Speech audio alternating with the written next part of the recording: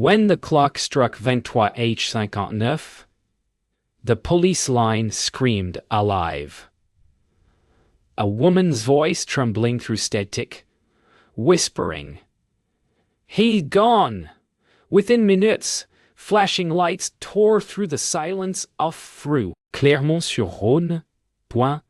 Detective Elise Morel stood in the cold rain, her coat clinging to her shoulders, eyes fixed on the broken window of an empty room. No signs of struggle, no blood, just a ticking clock, 1 second slow. Who dies in a room no one entered? Who leaves without leaving a trace? The suspect, Julien Roche, had already crossed the state border. But why call the police before running? The night smelled of iron and lies, and Elise knew this case wasn't just another file. It was the beginning of something she'd buried years ago. The house smelled of wet plaster and fear. Elise walked through slowly, eyes scanning the walls for patterns invisible to others. No blood, no forced entry, yet the tension lingered like smoke. Lucas muttered about deleted security footage. Valmont wanted quick answers. But Elise knew time was the real witness here. The ticking clocks in every room seemed slightly off, each one a minute behind, as if the house itself was holding its breath. Mark found the phone used for the distress call, smashed against the floor, SIM card missing. He replayed fragments of the recording, a faint male whisper before static swallowed it whole. Not dead yet," it said. Elise froze. Not dead yet? The sentence was wrong. Too calm, too planned.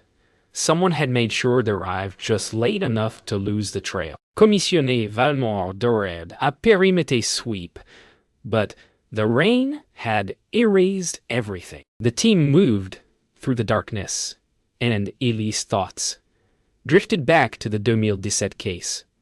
Another rush, another missing person, another midnight call.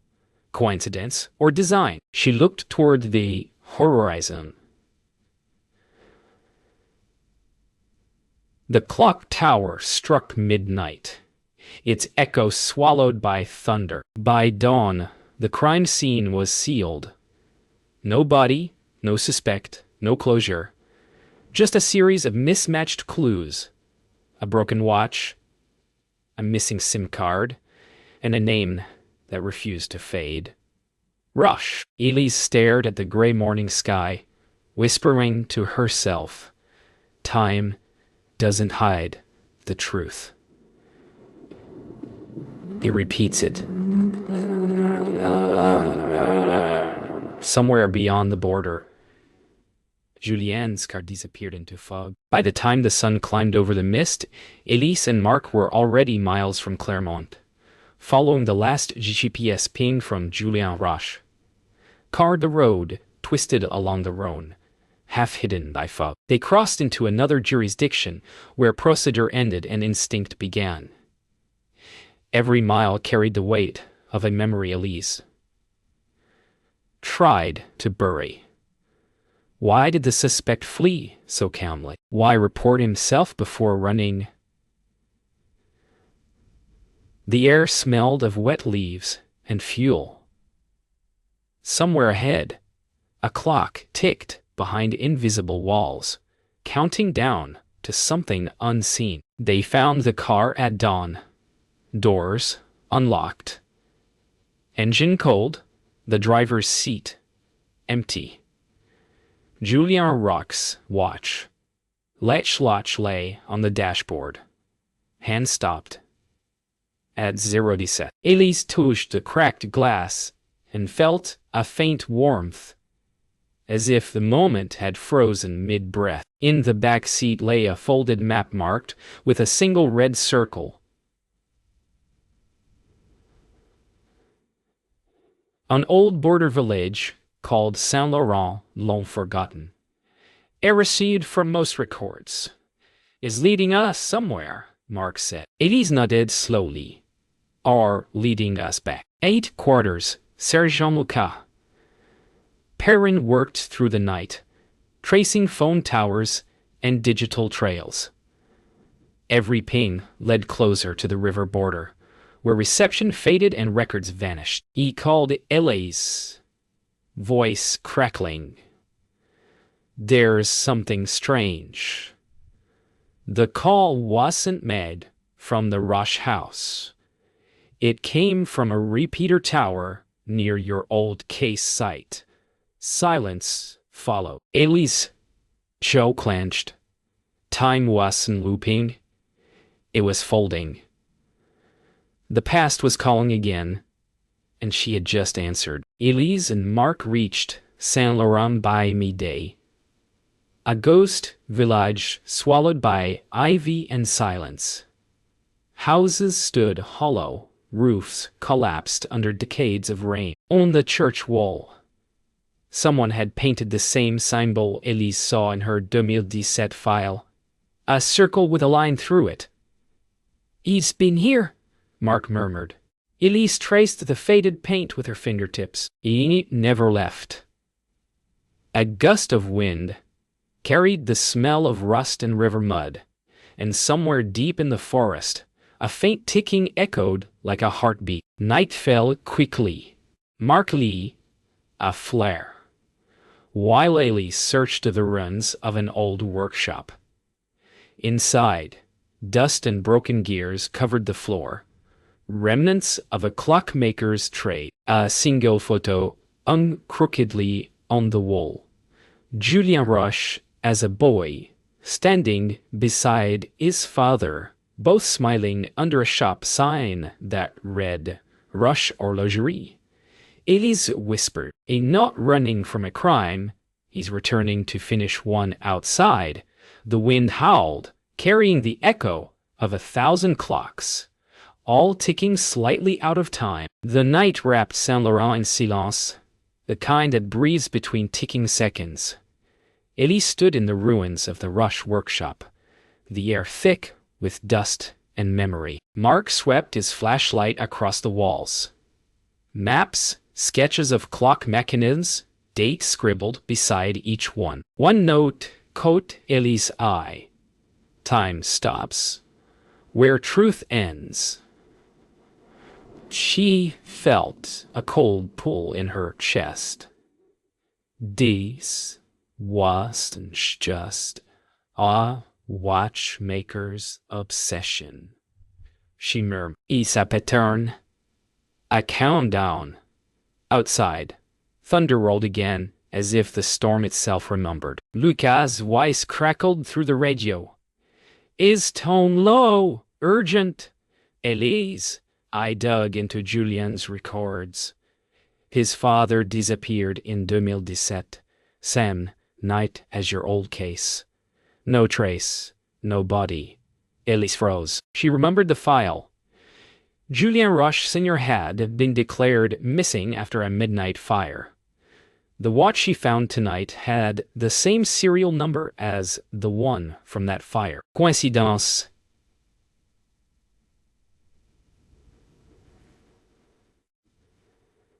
"Yark," she said quietly. "We're not chasing a killer. We're chasing a resurrection." They searched the basement of the workshop, the narrow staircase creaking beneath their steps. Elise felt the damp air turn colder. In the flicker of Mark's flashlight, a series of wooden boxes lined the walls, each containing a clock, perfectly synchronized except one. Its hands pointed to 23h59. "Hey, rubbed him," Mark whispered. Elise leaned closer.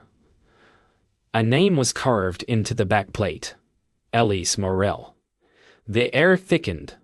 Time, guilt, and truth merged in the ticking echo. Somewhere, a clock began to slow. They brought the engraved clock back to headquarters. Dr. Isabelle Fournier examined it under magnification. "This is an decorative," she said softly. "It is wired. Inside the mechanism was a small transmitter, long deactivated, and beneath it, a burned police badge. Elisa's heart dropped. It was her old partner's badge, missing since 2017. The case she thought was closed had been staged. Every minute since then had been part of someone's plan. Julien didn't run, she whispered. He'd been guiding us. As night returned, Elise drove alone back, toward Saint-Laurent. The road shimmered in the rain, headlights slicing through the dark. She couldn't shake the thought that Julien was never the villain. He was a messenger. The engraved clock ticked in the passenger seat, its rhythm steady, waiting. She whispered to herself, "If time repeats, maybe it's asking to be heard." Ahead, through the storm, a dim light flickered inside the ruins of the Roche house. Someone was waiting. The rain never stopped. By the time Elise reached the Roche house, the village had turned to shadow. The front door creaked open on its own, revealing faint candlelight flickering deep inside. Every breath echoed like a clock's second hand. She stepped through the threshold, water dripping from her coat, eyes scanning the silence. On the table lay an envelope, her name scrawled across it in shaking ink. Inside, one line, "Time kept what justice forgot." A sound came from upstairs. Slow footsteps. Elise raised her flashlight. Someone was home. Mark arrived a minute later, weapon drawn, his voice low. "You shouldn't be in here alone." The sound of ticking grew louder as they moved upstairs together. The hallway smelled of old wood and smoke. Each door they passed revealed fragments of another life. A child's toy, a broken frame, a half-burned diary. At the end of the corridor, a room glowed faintly with orange light. Mark pushed the door open and froze. Clocks lined the walls, hundreds of them, all set to 23h59, their hands trembling as if about to strike. In the center of the clock room sat Julien Roche, alive, pale, eyes red from sleepless nights. He looked up slowly, a broken pocket watch turning in his fingers. "You finally came," he said. Elise's heart pounded. "Why call us?" Julien smiled faintly. "Because time was the only thing that ever listened." He placed the pocket watch on the table. Its glass cracked, its rhythm uneven. "My father built these clocks to remember moments that shouldn't fade. You buried one of those moments, detective. Tonight, it wakes." Elise stepped closer. "You think your father's alive?" Julien's eyes flickered. "Not alive, preserved." Every clock second of that night. Together, they keep it from ending. His words made no sense, yet the air around them felt charged, as if the room itself resisted time. Mark whispered. "This is obsession." Elise shook her head. "No, it's grief turned into machinery." Julien pointed toward a trapdoor beneath the table. "You'll find the rest of him there." Thunder cracked outside as the clock's hands began to move, all at once. Elise opened the trapdoor and felt a rush of cold air. Below lay a cellar filled with water and rusted machinery. And something else. A figure encased in glass, unmoving, perfectly preserved. The face was unmistakable. Julien's father. Mark whispered. "I kept him here." Julien's voice trembled. "Not dead, waiting." The clocks upstairs struck midnight in unison. The glass cracked. Water began to rise. Elise shouted, "We need to go." But Julien didn't move. "You can't stop time," he said. "You can only let it finish what it started." The cellar roared with the sound of cracking glass. Elise and Mark splashed through the rising water as every clock in the house struck midnight together. The sound deafening, relentless. Julien knelt by the trapdoor, whispering to the lifeless figure beneath. "Still in there, he never left me." Elise grabbed his arm. "Julien, he gone." He looked up at her, eyes wild. 10. Why is the clock still ticking? The water reached their knees, the candles flickered out, and in the dark, a single clock began to rewind on its own. Outside, storm sirens wailed across the valley.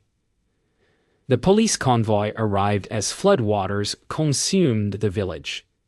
Lucas shouted into his radio, trying to reach Elise, but static drowned every word. "She's still inside," he muttered.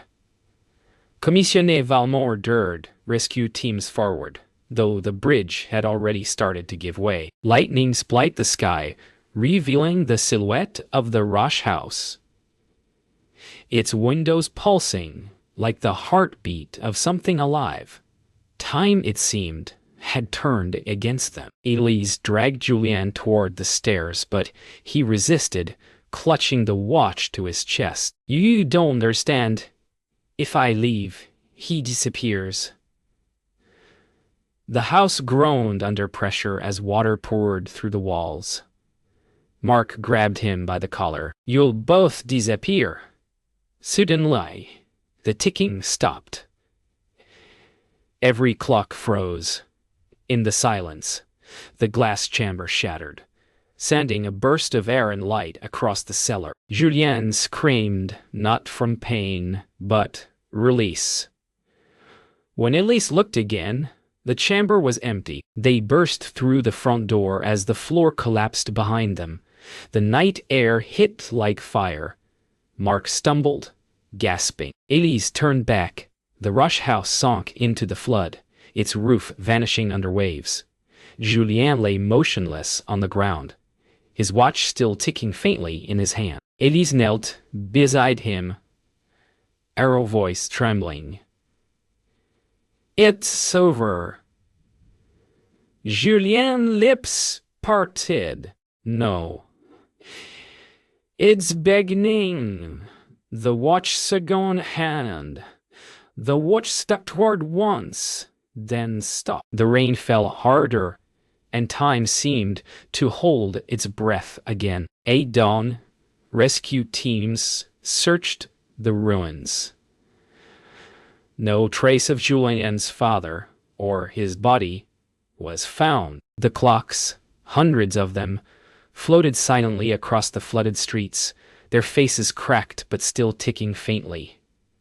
Elise stood alone near the water's edge, holding the pocket watch. Its hands pointed again to 23h59. The same moment. The same story.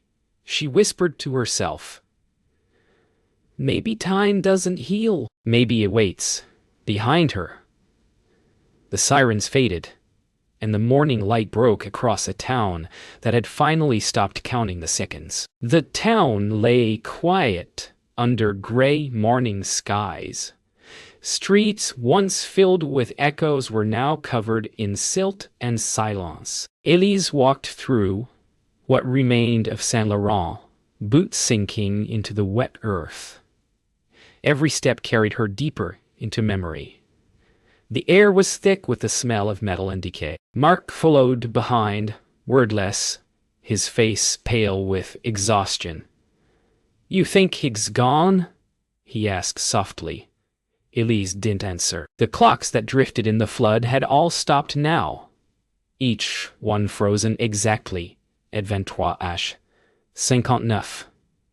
as if the world had exhaled and never breathed again. At the temporary common post, Commissioner Valmont reviewed the reports.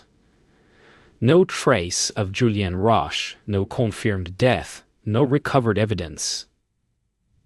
A man vanishes, the clocks die, and you bring me a theory about time? He snapped. Elise stood silent, eyes fixed on the map.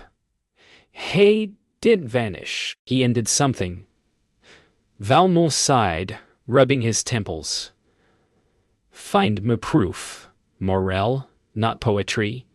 But as she left the tent, a uniformed officer approached with a sealed plastic bag. Inside lay Julien's pocket watch, ticking again. Elise took the watch to Dr. Fournier's lab, where the coroner examined it under magnification. There's no mechanism left intact, she muttered, frowning. This thing should be working. Elise listened to the faint ticking, steady, deliberate mucking. He said time keeps what justice forgets, she whispered. The coroner glanced at her. Then maybe he's trying to remind you. Outside, thunder rolled again, though the sky was clear. For a moment, Elise swore she heard another sound beneath the ticking, the slow inhale of someone waking. Later that night, Elise returned to her apartment. The city outside glimmered with quiet rain, reflections of sirens painting the walls. She placed the watch on her nightstand and poured a glass of wine, but sleep refused to come. The ticking grew louder, filling the room until it drowned the rain. She covered it with a cloth, but still it pulsed through the fabric, steady, alive. Elise sat on the edge of her bed, whispering to the dark. What do you want me to see? The watch clicked once, then stopped. The next morning, Mark knocked on her door. He looked uneasy. You might want to see this, he said, handing her a photograph recovered from the flood debris. It showed Julien's father in his workshop, but standing beside him was another figure, Elise, younger, wearing the same coat she wore the night he vanished. Her heart froze. That's impossible, she whispered. Mark's eyes met hers. Maybe not. Outside, the church bell rang once, and somewhere in her apartment, the pocket watch began ticking again. Elise stared at the photograph until her vision blurred. The date scrawled on the back read, Julie 17, 2017, the night of the fire. The night she swore she had never been there. I dormais des, she whispered. Mark's voice trembled. Maybe he wanted you to. The ticking of the pocket watch filled the silence again, louder now, pulsing like a heartbeat. Elise felt the air shift around her. The clocks, the flood, the disappearance. None of it was about Julien's father. It was about her. The seconds were turning back, one by one, to where it all began. They drove back to the ruins of Saint Laurent. The roads were silent now, the flood receding, leaving behind a thin layer of mud and broken glass. Elise stepped out, the wind carrying the faint smell of smoke from somewhere deep underground. You think we'll find answers here? Mark asked.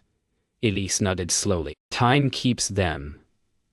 She followed the path toward where the Roche house once stood, her reflection flashing across the puddles like fragments of forgotten memories. Somewhere beneath the ground, something metallic began to tick again. They reached what was left of the cellar, now a pit of mud and twisted metal. Elise knelt, brushing away debris until she found it. The broken glass chamber, half buried. The faint hum of machinery, still alive, beneath. She reached in and pulled out a rusted piece of brass shaped like a clock hand. Carved into it were initials. She froze. Mark whispered, "Elise? Das." She cut him off. Mean.